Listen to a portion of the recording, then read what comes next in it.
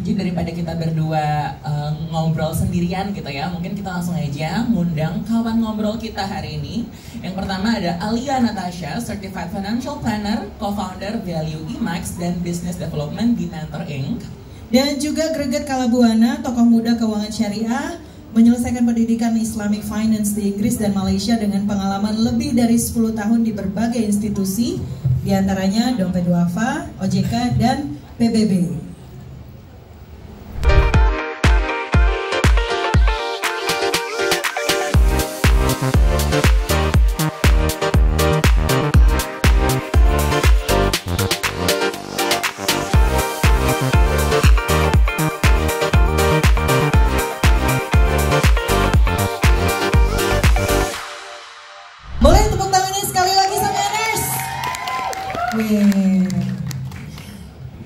Jangan grogi,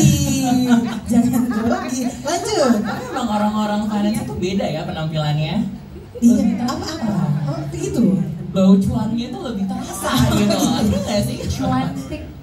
Betul. Nah, anyway, tahun lalu kan inget kan media sosial itu sempat ya dihebohkan dengan fenomena investasi pakai dana yang diperoleh justru lewat pinjol. Jadi alih-alih untung, malah dikejar sama utang pinjol nih.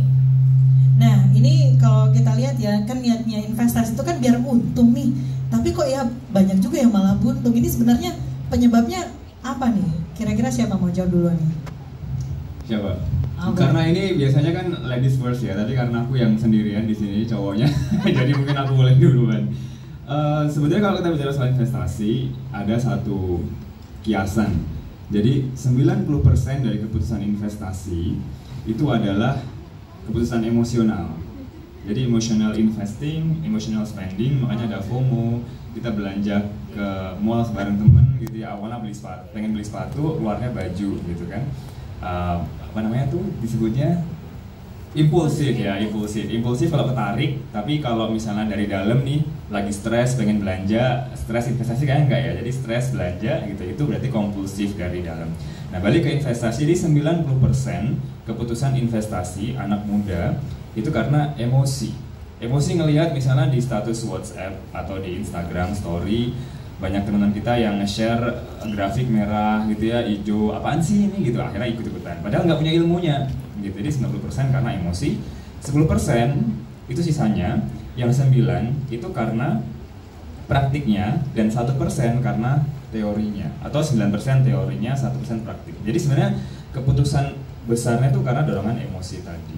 Jadi kalau pengen investasi, kita harus bisa kontrol emosi dulu gitu kayak. Aku tambahin, jadi sebenarnya every financial decision itu pasti based on emotion. Dan kita bisa melihat ya, semua iklan tentang ataupun sosialisasi deh, edukasi tentang investasi yang di highlight tuh cuannya dulu, bukan resikonya. Jadi apapun yang berhubungan dengan cuan, adanya uang, bisa menambah uang, itu udah ada di kepala kita dulu. Sedangkan resikonya padahal dari investasi yang dilakukan dengan cara yang salah itu memiskinkan hidup kita, bukan bikin makmur. Nah, sedangkan kita kan mengkonsumsi segala macam informasi, berita, ataupun kita hanya memilih, otak kita itu hanya memilih yang ingin kita dengar, yang ingin kita lihat ya Mas ya. Termasuk ya perjuangannya ini.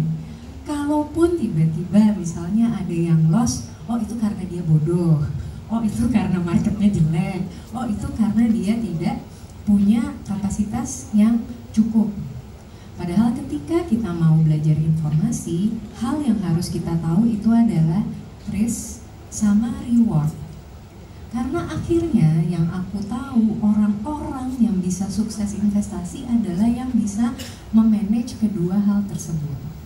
Dan kemarin aku ngobrol bagus banget, dia bilang gini, banyak loh teman-teman anak muda nih yang mau ke capital market, pengen bisa trading for living, pokoknya pengen investasinya cuan gitu. Apapun pilihan kamu, tolong diingat satu, market itu, investasi itu, sisi gelapnya adalah bisa memiskinkan kamu. Jadi jangan pernah membuat keputusan yang bisa merugikan kamu. Kalaupun udah rugi, justru itu harus dibatasi.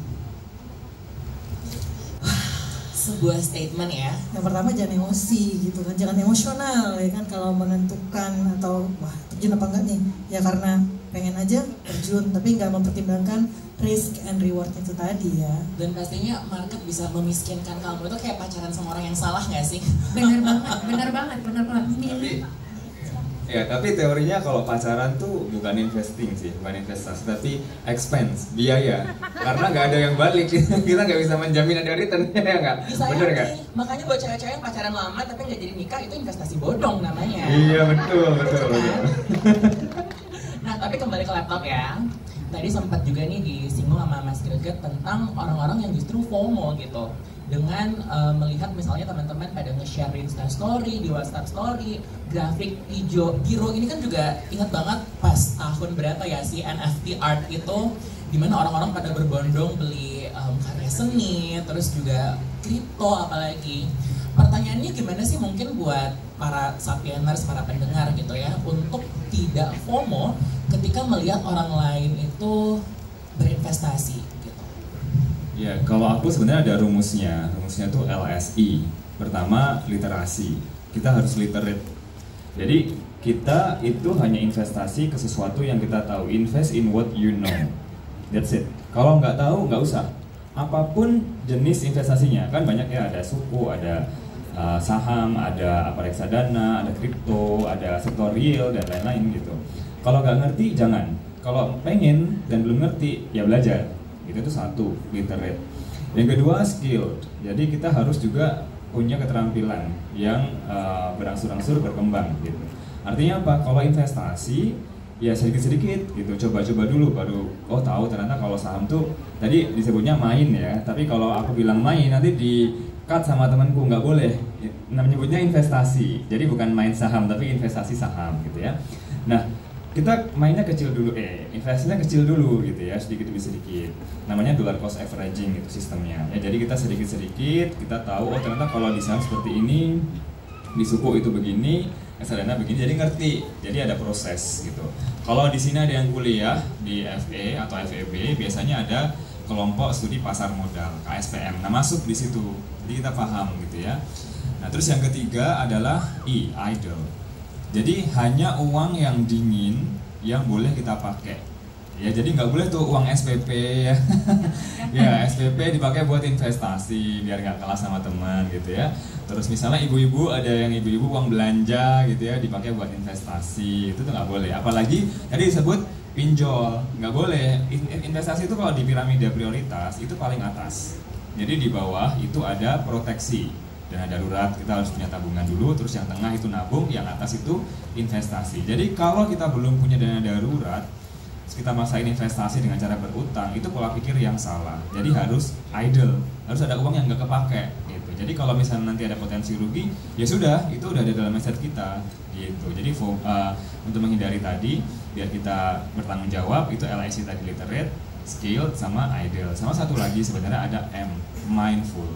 Sekarang kan orang-orang pada mikir, pada bilang, lo harus mindful dong, mindfulness gitu ya, mindful finance, mindful living. Itu maksudnya apa? Maksudnya kita tuh benar-benar hadir, sungguh-sungguh, penuh gitu ya, serius gitu. Ketika mengeluarkan uang, karena konteksnya ini uang gitu ya. Sama kalau misalnya kita belajar di kelas juga begitu. Jadi benar-benar datang kita di sini ngenalin podcast Uang Bicara, misalnya kita nyimak betul-betul. Jadi kita hadir penuh seutuhnya. Aku sadar betul nih, aku lagi dalam uang segini di capital market, di saham misalnya. Nah, ini ada potensi rugi, ada potensi untung. Ya berarti nanti kita tinggal tunggu berapa lama gitu. Jadi ada mindfulness di situ, mindful finance. Oke, ke Kak Alia nih. Ini kalau kita lihat ya 60% latar pendidikan investor muda yang terjun ke pasar modal itu kan lulusan sekolah menengah pokoknya atas gitu lah ya. Nah, ini seolah membenarkan pernyataan Menteri Keuangan Sri Mulyani soal adanya gap literasi. Nah, Kak Alia sendiri gimana melihat ini? Justru menurut aku ini bagus banget. Walaupun ada gap, yang aku selalu melihat itu adalah positifnya. Ketika anak-anak lulusan SMA ini sudah melihat kenyataan, apalagi 3 tahun terakhir Gen Z ini adalah walau dibilang generasi strawberry, tapi menurut aku ini generasi goncangan. Ada berapa krisis yang mereka hadapi, ada berapa crash financials yang mereka harus lihat, terutama ke orang tua mereka.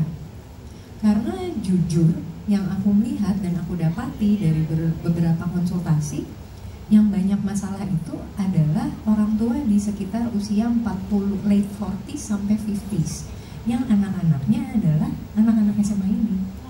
Perbincangan dalam keluarga, kondisi lagi susah, itu udah jadi makanan mereka sehari-hari selama 3 tahun terakhir. Dan mereka bisa melihat mungkin pertengkaran semua dari finansial tuh udah. Jadi secara literasi menurut aku mereka nih udah oke. Cuma memberanikan diri untuk memulai berinvestasi itu another level. Dan gampangnya gini deh kalau buat anak-anak SMA atau kuliah. Cari produk investasi itu kayak cari pacar. Bener banget, PDKT ya. Satu vibes nggak nih gitu. Dia ada nggak untuk aku gitu. Dan kalau kita nggak suka produknya ya, misalnya mau, oh aku maunya yang syariah gitu, ya nggak dideketin dong lakinya atau pasangannya gitu. Kalau aku tuh beneran mencari produk investasi, macarin dulu. Kalau dia akhirnya banyak red flags-nya, ya wes, macarin. Walau dan yang namanya investasi itu sebenarnya ada tren-trennya, kayak fashion ya. Ini analogi yang paling gampang. Tahun 2020-2021 fashionnya saham, 2022 itu trennya ke obligasi. Jadi aku bilang produk investasi itu bukan diajak pelaminan, kamu harus nyari trennya mau kemana. When it's over, it's over. Sama tadi kan dibahas tuh NFT, kripto pada kemana? Ya over. Kalau nanti muncul lagi, ya udah. Nanti kita pacarinnya nanti lagi, gitu aja. Menarik ya. Jadi kalau udah ngeliat transplantnya, kalian jangan denial gitu, jangan ntar juga berubah. Ya, Langsung aja. Selalu bilang next time aku hold dulu lah. Ini cerita pengalaman Banget. Ini ya. Ini self reflection banget. Kalau udah mindful tadi kata Mas Greger, udahin. Masih ada yang lain lagi. Belajar dari situ, aku salahnya di mana ya? Karena yang namanya produk investasinya nggak pernah salah. Yang salah kenapa aku mau milih, aku nyobain beli ini, kalau udah salah ya wes. Gitu. Oke, mungkin ini lebih kembali ke Mas Greget lagi. Bagaimana investor tuh menetapkan ekspektasi dengan benar agar tidak mudah teriming-iming dengan keuntungan instan, tapi justru lupa gitu loh mikirin resikonya. Jadi daripada kita jadi korban harapan palsu, gimana sih biar kita tetap bisa memijak gitu. Oke, ini sebenarnya curhat apa gimana? Ya, jadi kalau Mbak Alia tadi dengan berbagai cerita-cerita menariknya, mungkin aku lebih teknis ya. Jadi thanks to pandemi tahun 2020 sampai ke 2023 ini kan kita banyak belajar soal keuangan ya. Apalagi kita setahun tuh terkurung dari yang suka traveling, belanja, akhirnya dialihkan ke investasi. Nah, dari situ banyak orang yang belajar, makanya harusnya meskipun literasinya dianggap masih besar gapnya, tapi betul kalau misalnya literasi keuangan gitu ya, itu kan di angka 16 ya atau 9, kalau yang syariah 9 gitu. Itu lihatnya tuh 91 orang yang belum terliterasinya itu potensinya, peluangnya gitu. Nah, ketika orang belajar maka harusnya naik. Nah, belajar berhubungan dengan investasi tadi itu seperti apa? Kalau aku biasanya aku melihat dari diriku sendiri. Tadi kalau misalnya itu nyari pacar, nyari jodoh, kita kan harus melihat diri sendiri dulu nih. Aku tuh kayak gimana sih orangnya gitu. Oh, aku tuh orangnya konservatif. Kalau Mbak Alia nih kayaknya agresif ya. Jadi kalau konservatif tuh misalnya Beda. kalau kita investasi terus rugi sedikit aja, 1 juta rugi dari 800 atau 950 ribu misalnya, ruginya 50 ribu, itu langsung keringat dingin, mood swing, gak mau ketemu orang, marah-marah, gak mau makan, insomnia, ya segala bentuk inilah kayak kegalauan pacaran gitu. Itu berarti dia konservatif. Nah, kalau konservatif berarti kita milih produknya jangan yang beresiko tinggi. Tapi kalau Mbak Alia dari investasi 1 juta dia hilang 700 ribu nggak masalah gitu. masalah ya. Misalnya nggak masalah gitu ya, ya udah mau ngambil saham atau yang lebih tinggi lagi resikonya, misalnya investasi tidak di pasar modal pasar uang, tapi di sektor real, investasi peternakan, perikanan, ya silahkan. Gitu. Jadi satu itu kita harus pahami diri kita dulu, karena itu menentukan siapa yang akan kita jadikan pacar tadi misalnya dari investasi tadi. Terus yang kedua, kita juga harus tahu tujuan berinvestasi itu apa. Ya biar keren aja gitu, nggak bisa, karena investasi itu berhubungan dengan sumber daya. Jadi kita harus tahu kita tuh pakai ini buat apa. Misalnya, oh aku udah punya anak, sekarang dia balita. Nah buat kuliah nanti berarti mungkin 15 tahun lagi, 13 tahun lagi. Berarti aku harus mikir investasi yang dalam 13 tahun itu menguntungkan tuh apa. Emas misalnya, ya kenaikannya 2 kali lipat dalam 10 tahun. Atau misalnya saham di perusahaan-perusahaan yang memang tren pertumbuhannya bagus selama bertahun-tahun. Oh tapi kalau misalnya aku pengen buat umroh aja atau pengen buat apa liburan gitu tahun depan, ya berarti nyari yang cuman bertahan setahun 2 tahun dan itu returnnya cukup tinggi gitu. Itu 2 ya, jadi tujuannya. Terus yang ketiga kita menentukan waktunya gitu, jangka panjang, karena setiap investasi itu dia punya jangka waktu. Kalau suku atau obligasi kayaknya nggak ada ya yang 10 tahunan, biasanya 3 tahun 5 tahun gitu. Atau mungkin deposito yang cuma 3 bulanan, 6 bulanan. Jadi kita tentukan yang mana. Jadi 3 itu tadi. Oke, luar biasa. Boleh tepuk tangan sekali lagi teman-teman. Nah ini sayang sekali waktu kita sudah habis begitu. Singkat memang, tapi untuk pengen dengerin lebih lanjut gitu podcast Ruang Bicara ya, ada di KBR Prime. Dan juga Kak Greget ini kan salah satu kolaborator kita. Boleh dong, ayo ya, promosi kalau di sedikit. aku di KBR kebetulan kemarin udah keluar rilisnya yang paling yang didengerin podcast aku. Judulnya apa kata Greget. Jadi di situ ada frugal living, ada sandwich generation, ada tentang pacaran juga, ada healing dan lain-lain. Tapi dilihat dari perspektif keuangan gitu. Baik, boleh aplaus sekali lagi. Terima kasih untuk Kak Alia dan juga Mas Greget sudah bergabung bersama dengan kita. Jadi let's be more mindful in spending our money and be a wiser investor ya. Sampai begitu. Tepuk tangan dong sekali lagi. Tepuk